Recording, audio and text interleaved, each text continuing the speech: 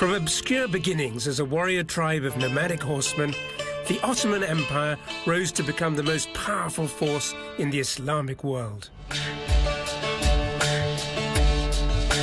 With its magnificent capital, Istanbul, here on the European shores of the Bosphorus, it stood as a self-styled caliphate whose territories rivaled those of ancient Rome.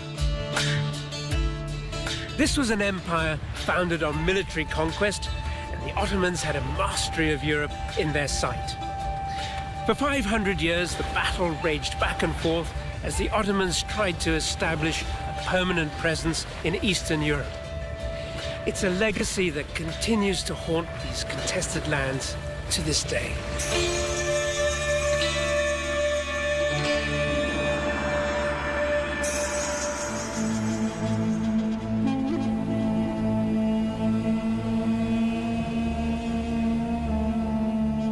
For all its grandeur and might, little is known about the Ottoman Empire's earliest beginnings. But legend tells us something of its purpose. And the legend goes something like this.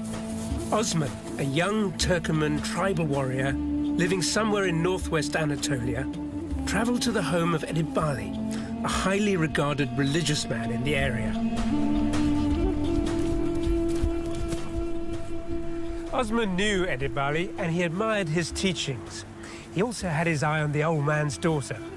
Edibali, for his part, wasn't quite so enamored of his prospective son-in-law. But Osman persevered, he continued his visits, and then one night, something extraordinary happened. Osman dreamed he saw the moon rise up from the holy man's chest as he lay sleeping.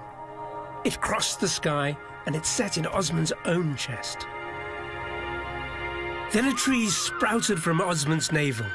It grew large and strong, and its branches spread across the entire sky, casting a cooling shade on all the land. Streams of fresh water rushed down from the mountains, and people drank from them.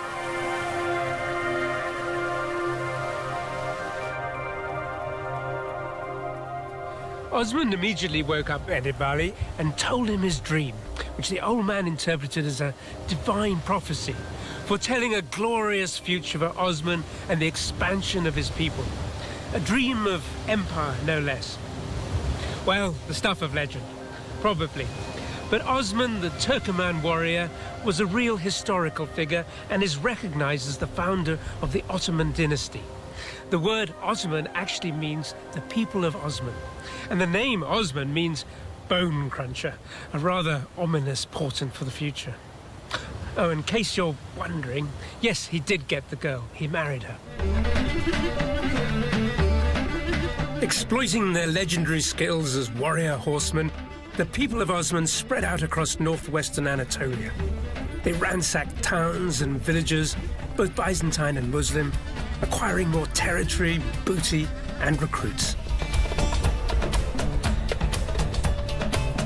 But it wasn't until they captured the Byzantine town of Prusa in 1326 that their status would change, setting them on a course for empire.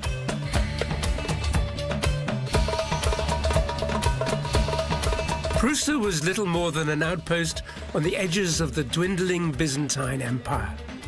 Osman had his eye on the city for some time, but it wasn't until his son Orhan came to power that the Ottomans succeeded in taking it.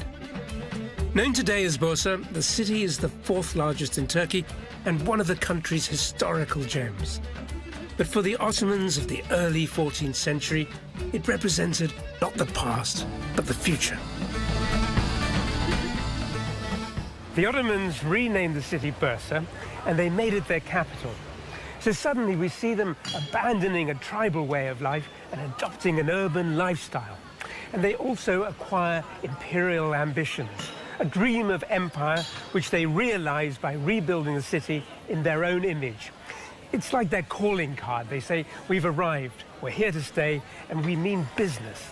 And it's really a quite dramatic transformation, and it happens very quickly. Impressive as it was, Bursa couldn't compare with the legendary capital of the Byzantine Empire, Constantinople. located 56 miles to the north. Spread out along the European side of the Bosphorus, Constantinople sat at the crossroads of ancient trade routes between east and west, which made the city immensely powerful and wealthy. Known today as Istanbul, Constantinople was once the epicenter of the Eastern Roman Empire and the Orthodox Christian Church.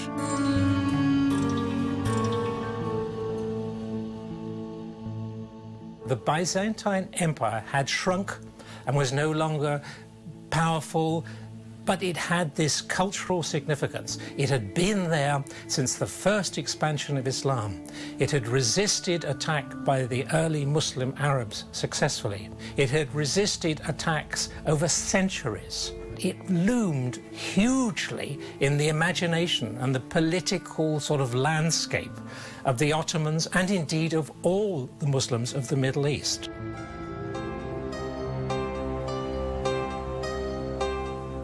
By the mid-14th century, the Byzantine Empire was embroiled in a power struggle between two claimants to the throne. John VI Cantacazinos, a close confidant of the previous emperor, and John V Palaiologos, the 20-year-old hereditary heir to the throne. Cantacazinos, aware of the Ottomans' formidable reputation as warriors, invited Orhan's forces to help him suppress the rebellion. So, in 1352, an Ottoman force made its way to the Dardanelles Straits, a narrow strip of water separating Anatolia from the Gallipoli Peninsula on the mainland of southeastern Europe. Born of desperation, the Byzantine king's decision was to have dire consequences, not only for the future of Byzantium, but also the Balkans. The back door to Europe had been literally flung open to Ottoman expansion, and the pickings were rich. Landing on the European side of the Straits, Orhan's forces marched into Thrace, where they roundly defeated the Byzantine rebels. This was the first major battle the Ottomans would fight and win on European soil. Cantacazinos' reign was secured, but any expectations he might have had about Orhan's armies returning from whence they came were quickly dispelled. According to Islamic law, once some land has been conquered by Islam, it becomes part of the Islamic world. It was believed the Islamic world was destined really to sweep over the whole of the earth, and so there could only ever be an advance in this. And once the flag had been planted in a piece of land, it was theirs and it was non-negotiable. Ottoman forces swept northwards across Thrace with breathtaking speed. Bypassing Constantinople itself, they pushed deeper into Europe, reaching the city of Adrianopolis near the Bulgarian border in little more than a decade. Under late Byzantine rule, the Balkans was a chaotic collection of little kingdoms, very fragmented, and ruled by Christian feudal overlords who oppressed their peasantry very heavily. You could say, really, it was absolutely ripe for picking. There had been fighting between the Byzantines, the Bulgarians, the Serbs, various other people. The place was in a mess. It really provided an opportunity for the Ottomans to step in and actually to provide something a little bit better. In some places, they were accepted. In some places, they were even welcomed. It's almost like a sense of relief. Finally, the locals might be saying, we've got a government that can govern.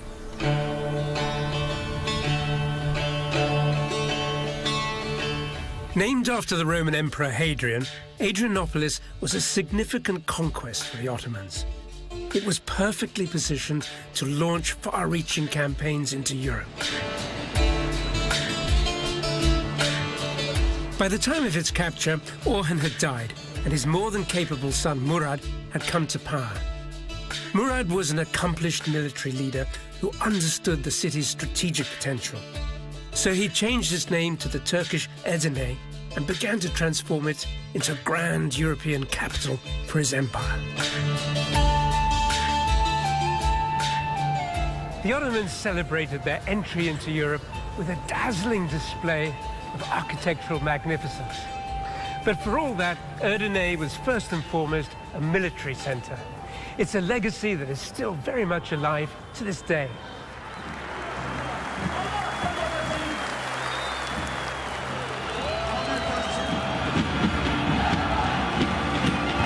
Edirne lays claim to the longest continually running, state-sanctioned sports competition in the world, the annual Kirkpinner oil wrestling tournament.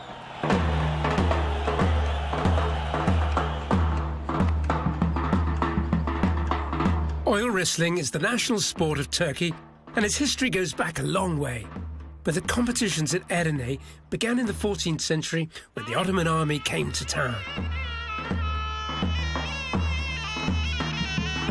Turkish historian Soner Tursun is a fan of the event, and he's invited me to watch a practice match between two of this year's strongest contenders.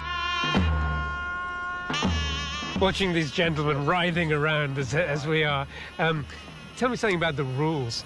The rules are different from modern wrestling. If the belly of a wrestler is exposed to sun, then the wrestling is over.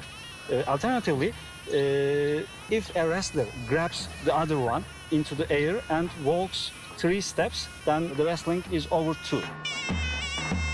Well, so that was a lift, yeah? Yeah, good lift, but he walked for 2 paces. Ah, right. He's got to take 3. Yes. According to legend, oil wrestling came to Edirne in the 14th century when a group of Ottoman soldiers began to wrestle nearby. 2 of the soldiers were so evenly matched that they wrestled through the night until they both died of exhaustion.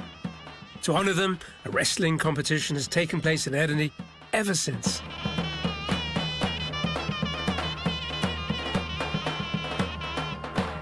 Oily men in leather breeches. Where does that come from, Soner? It comes from Central Asia. It was a kind of preparation for war. So every Turkish warrior was a wrestler at the same time. The Ottoman army is famous for being very well organised and structured. How were the forces recruited? The real power of the Ottoman army was the Janissary, who formed at most 10% of the army. Those Janissaries were not Turks. They were taken from Christian families in Balkans. Their children were taken as a kind of tax. And these children were forcibly removed from their families, I understand it, which seems a terribly sort of harsh position. In the beginning, it was. But in time, as families saw that their children could rise to the highest positions, most of the families gave their children voluntarily. So that's rather extraordinary that some of the highest offices in the land were occupied by non-Turks and originally people who were Christians. Yes. But of course, they learned Turkish traditions and of course, they became good Muslims. And once they were taken from families and trained, they were only loyal to the Sultan.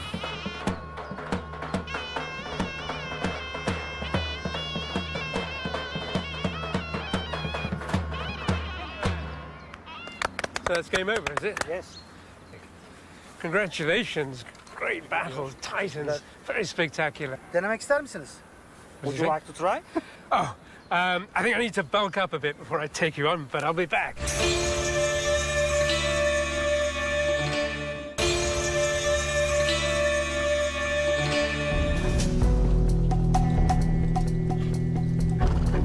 In the latter half of the 14th century, the Ottoman army was probably the most efficient and formidable fighting force in the Western world. With professional, salaried troops at its core, each with a specific role to play, it was a very modern army compared to its European rivals.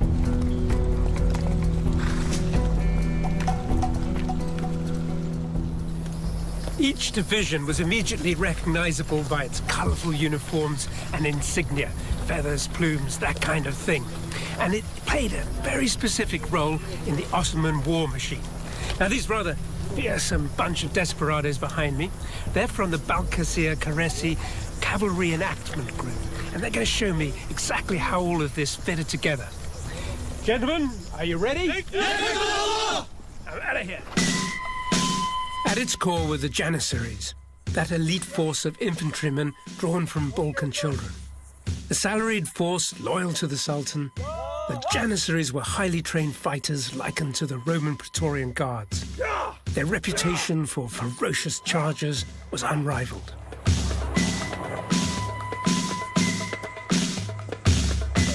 Just as elite were the Sipahis and the Sultan's own Kapikulu Sipahis cavalry.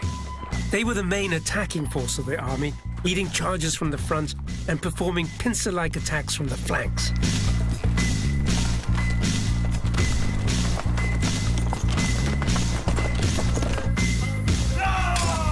Then there were the irregular forces. Called up in times of war, they were unsalaried and unpredictable. The Bashibazouks were foot soldiers, motivated primarily by the promise of booty. The word Bashibazouk means damaged head in Turkish, a reference to their complete lack of discipline and reckless courage in battle. Last but not least were the Akinji, a light cavalry used for surprise attacks and lightning raids on the enemy before the battle had even begun. Often drawn from religiously motivated warriors, the Akinjis were the jihadis of their day. Known as the Crazies because of their suicidally courageous tactics, they were respected for their horsemanship and skilled use of weaponry.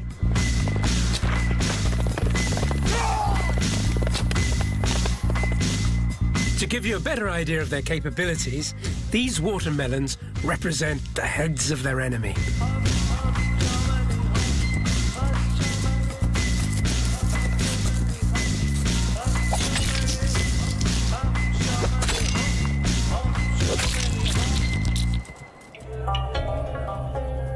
With his well-organized army, Murad marched deeper into the Balkans, sweeping eastward to the shores of the Black Sea, westward to the frontiers of Greece and Macedonia, and northward into Bulgaria, taking the important trading center of Plovdiv in 1364. Ottoman expansion seemed unstoppable, but there was one obstacle looming on their horizon: Serbia. At its height, the Serbian Empire stretched from the southern border of Hungary down the Adriatic coast and deep into Macedonia and Greece. Serbia was one of the major powers of the Orthodox Christian Balkans. But it always seemed to be on the verge of taking over from the Byzantine, from the Roman Empire, becoming the new Rome, which would defend the Orthodox faith and Orthodox civilization. It didn't happen. Murad's forces defeated Serbian resistance in Macedonia, making vassals of the local princes, before pushing into the Serbian heartland, taking the city of Nice in 1385. As the Ottomans closed in, what remained of the once great Serbian Empire was being held together by a regional prince, Lazar Aribeljevic. Prince Lazar managed to repel Ottoman advances for a time, but Murad's forces launched a devastating offensive, climaxing here in fields just outside of Pristina, in what was then the Serbian province of Kosovo. The Battle of Kosovo took place in 1389, and it was fought here at Kosovo Polje, Kosovo Fields. It was an epic struggle between two mighty armies that acquired a legendary status in the hearts and minds of the Serbian people. Now, shortly before the battle, Prince Lazar issued a famous proclamation or curse on anyone who didn't turn up to defend the homeland against the infidel. And it goes like this: whoever is a Serb, of Serb birth, of Serb blood, of Serb heritage, and comes not to fight at Kosovo, may he never have progeny born of love, neither son nor daughter. And may nothing sown by his hand ever grow, neither red wine nor white wheat. And may he be forever dying in filth, as long as his children may live. Pretty potent stuff. On June the 15th, an Ottoman force of some 25,000 men under the command of Murad himself clashed head-on with a Serbian force of about 16,000 under the leadership of Prince Lazar. The Serbs put up a good fight, but they were ultimately no match for the superior numbers and discipline of the Ottoman army.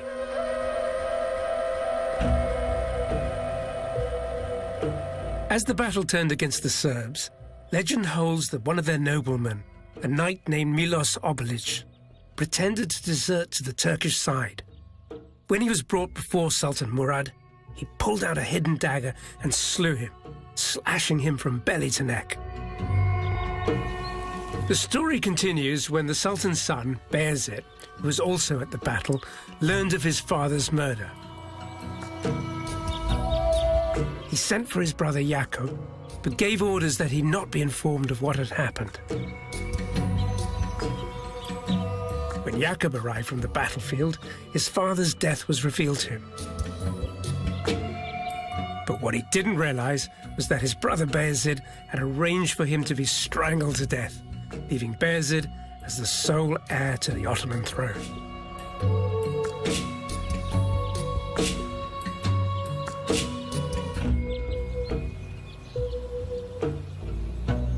It was a neat, if cynical, trick on Bayezid's part, but one that set a dangerous precedent for institutionalized fratricide amongst future claimants to the Sultanate. Murat was buried at Kosovo Field. This is his tomb. The Ottomans had lost their Sultan, but the Serbs, they too had lost their leader. Prince Lazar was also killed on the field of battle, and both sides had suffered enormous casualties. One can't really say it was a victory for the Ottomans, and it certainly wasn't a victory for the Serbs, because there is a difference. The Ottomans had plenty of soldiers deployed elsewhere in the empire, but for the Serbs, it was an entire generation of fighting men cut short, wiped out. They would never make a recovery. For the Ottomans, it was but a temporary setback in an otherwise relentless advance through the Balkans.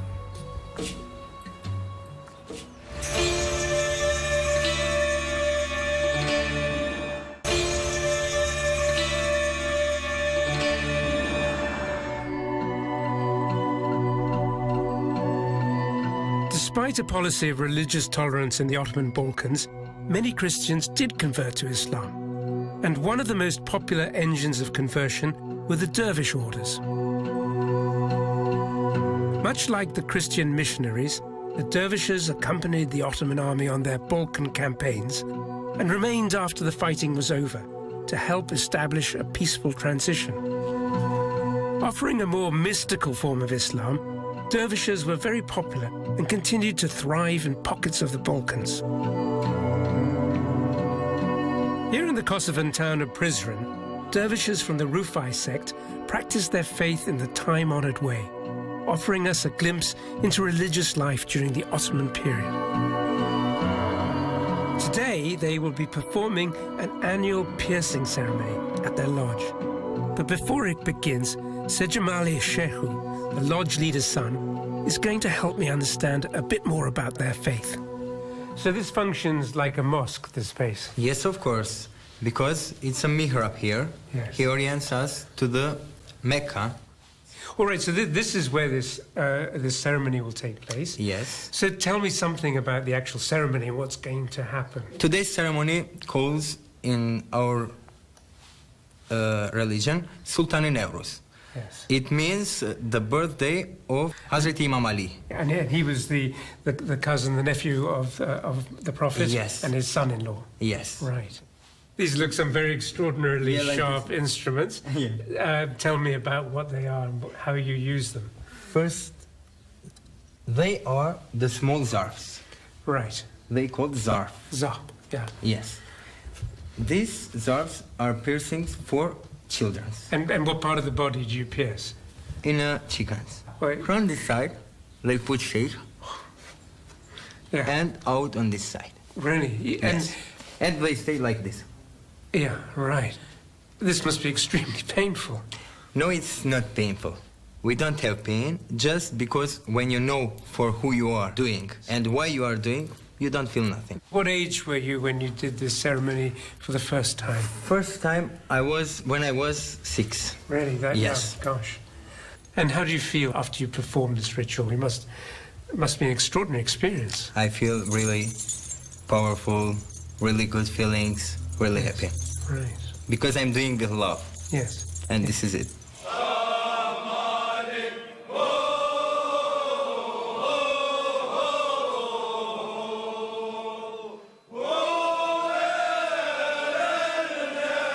The ceremony begins with the arrival of the lodge's spiritual leader, Sheikh Shahu.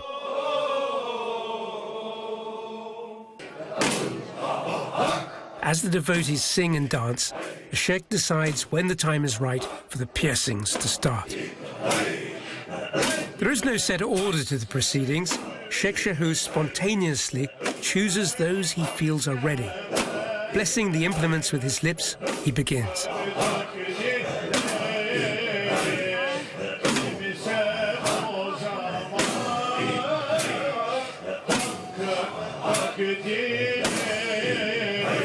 The Rufai piercing ritual originated centuries ago with the order's founder, Pir Sajid Ahmed Rufai.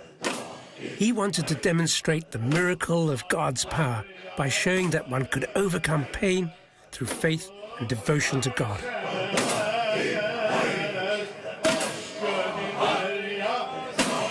You know, this ritual in the context of the dervish community, it's all about devotion to Allah. But I can see how this kind of mystical Islam might have also had an appeal to Christian communities in the Balkans as well. And there's that sort of element of flagellation, self-mortification, that kind of thing, which you find in the Christian church. So I can see the appeal when the Ottomans first came into this area. This might have been picked up upon by local communities as well.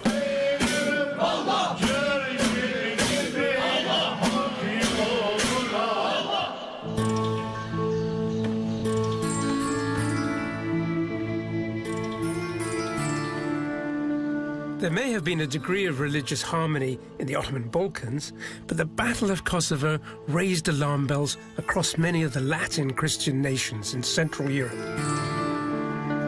in particular Hungary. With Buda, part of today's Budapest, as its capital, 14th century Hungary was one of Europe's largest and most powerful kingdoms. Controlling much of present-day Austria, the Czech Republic, Croatia and Romania, Hungary was acutely aware of the Ottoman menace now threatening its southern borders. The medieval kingdom of Hungary was huge. It was also emphatically Catholic Christian. Hungary is the frontier between Catholic, that is Latin, Christendom, and the Orthodox world. The Hungarian state, you know, a bit like the Serbs, they expected to become the dominant power of this very large region. All of a sudden, there's another dominant power that seems to have come from nowhere. So we've got to stop them.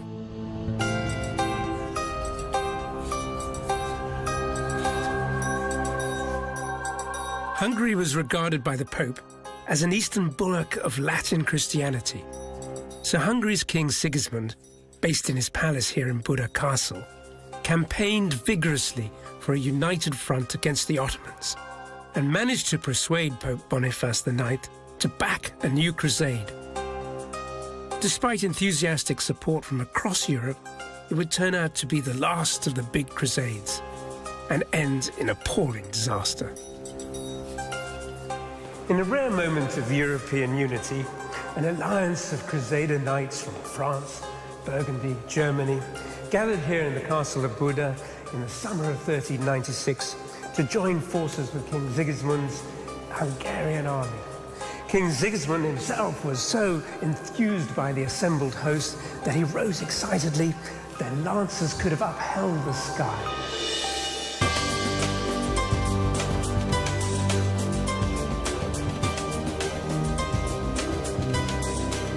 In July of that year, the Crusader army headed south along the Danube River towards the Balkans, where they would join up with local forces to rout the Muslim invader from Europe once and for all. Then it was on to the Holy Land to liberate Jerusalem from the sword of Islam. Well, that was the plan, anyway. The Crusaders' chosen course, the Danube, was a hugely important waterway and trade route that flowed from southern Germany, past Vienna and Budapest, and down through the heart of the Balkans to the Black Sea. And it formed a natural border between Serbia, Bulgaria, and the Romanian province of Wallachia. By the 14th century, the river had become the front line in a war between Hungary and the Ottoman Empire that would last for years to come. Whoever held the Danube held the advantage. The Ottomans occupied a number of fortified positions along the Danube River, which the Crusader army was keen on liberating. The most important of these was the garrison town of Nicopolis, which lay downstream from here, a few hundred kilometers through these gorges. And in order to get there, they had to pass through treacherous enemy territory with the threat of ambush at every bend in the river.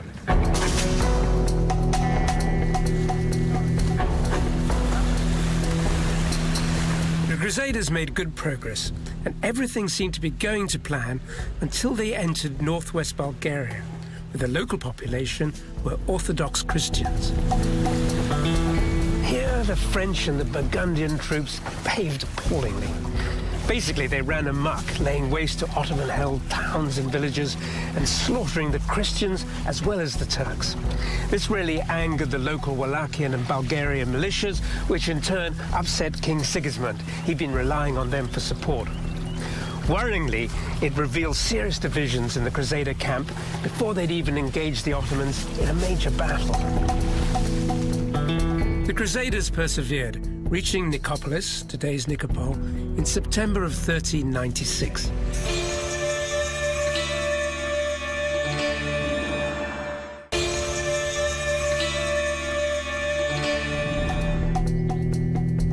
These days, Nikopol is a sleepy Bulgarian town with a sizable Muslim minority.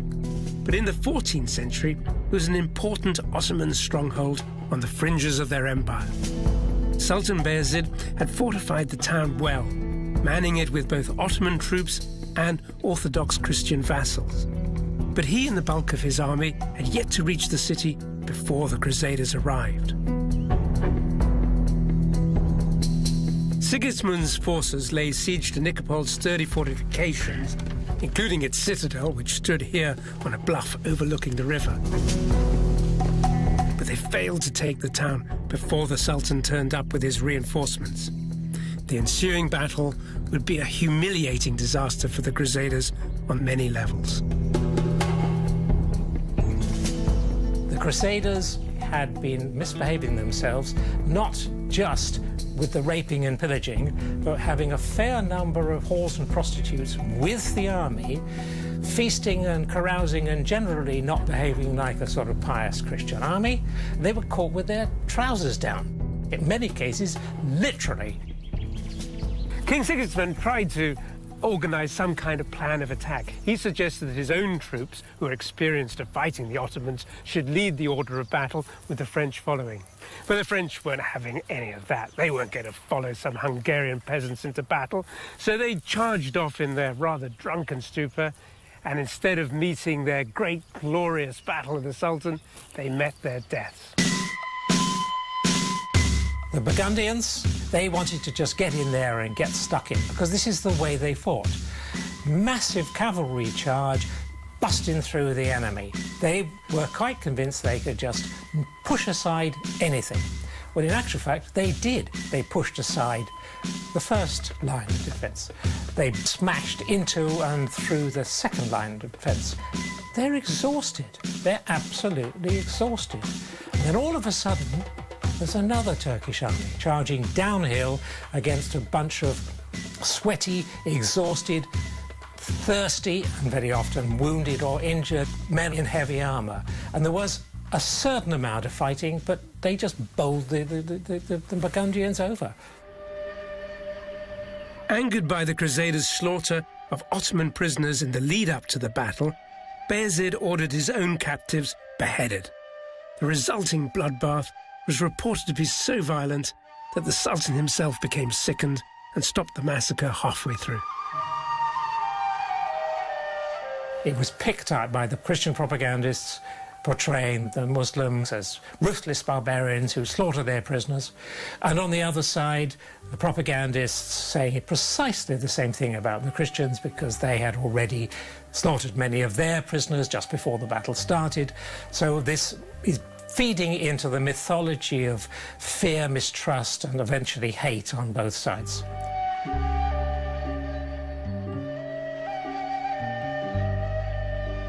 For Christian Europe, the defeat of the Crusader army at Nicopolis was more than just a military disaster and a humiliation. It put religion at the center of the conflict. Stories of Sultan Bayezid's merciless massacre of prisoners of war spread across the continent like wildfire. The Ottomans were not just a foreign invading army, they were evil incarnate, and their sultan, the Antichrist.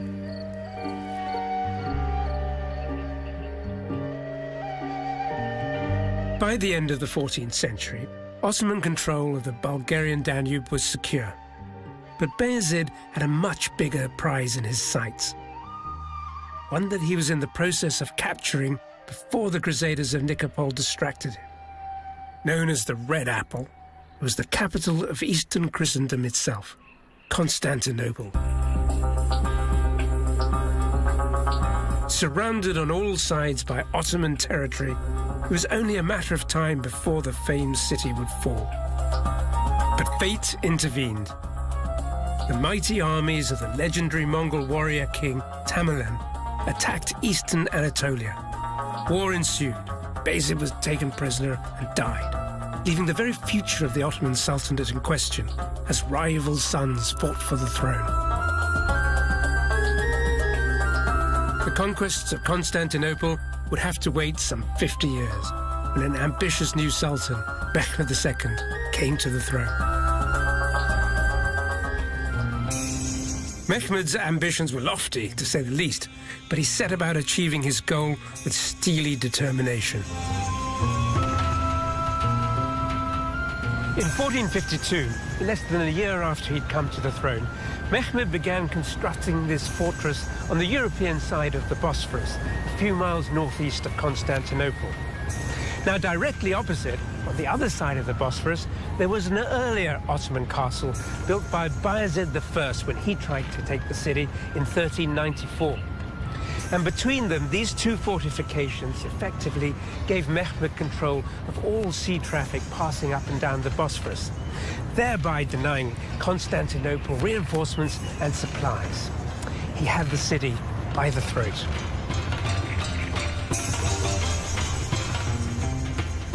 The other thing he does is that he's the first Ottoman Sultan to construct a fleet. And he builds a fleet of about 25 ships at Gallipoli, and these appear outside the walls of the city, and these completely stun the defenders. But Mehmed had another trick up his sleeve, a secret weapon he had specially commissioned to bring Constantinople to its knees. It was a new super cannon, larger and more powerful than anything seen before.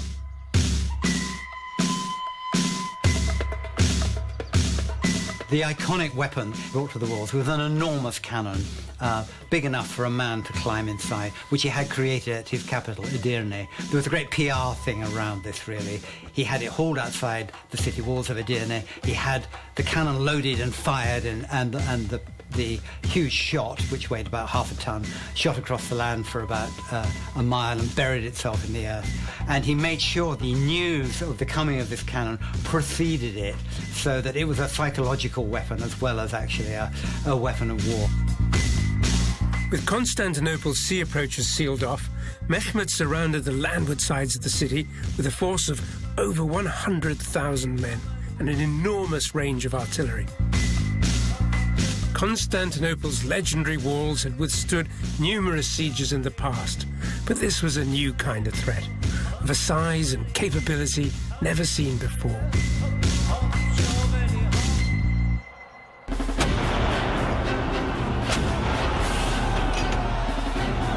As the guns began to fire from all directions, it became abundantly clear Constantinople was doomed. the scale of this thing, the size of the army along a 4-mile front, cannons dug in all the way along, the banners, the tents, the huge numbers of people and animals, the call to prayer, the nighttime chanting, particularly as they approached the final attack, the line of fires ringing the front line all the way across this 4-mile front. It certainly frightened the Byzantine defenders. They thought the end of the world had come.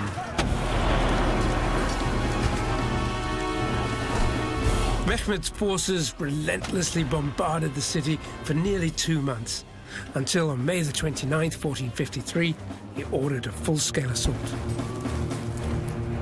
Ottoman troops surged, overwhelming the defenders and breaking into the city, where they sacked and burned everything in sight.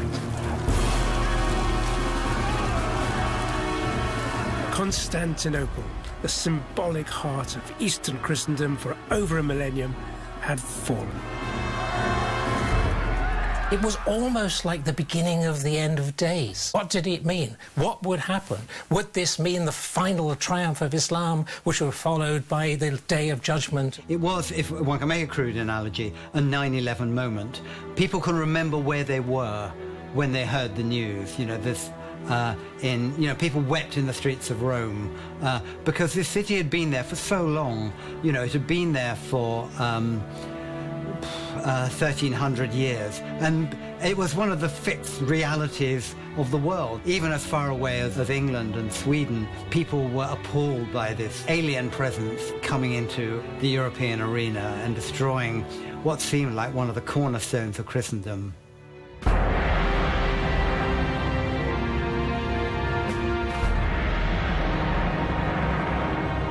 For the Muslim world, the fall of Rome, Eastern Rome, Constantinople, the bastion of Christianity against Muslim expansion, was hugely significant, because this catapulted the Ottoman state into the center of the perception of the Islamic world. All of a sudden, this sort of nouveau bunch of characters suddenly become the center of power, center of cultural perceptions in the Middle East. This was really, really profound.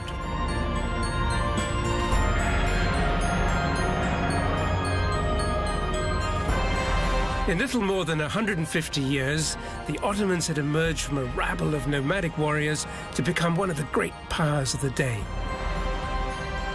Now the empire would enter into a golden age, a flowering of cultural and artistic achievements. But the Ottomans were not about to put away their sword. As self-styled defenders of the Muslim faith, their rapidly expanding frontiers ran smack into the eastern borders of Christendom. Christian Europe, both fascinated and fearful, braced itself for a titanic struggle with an implacable foe.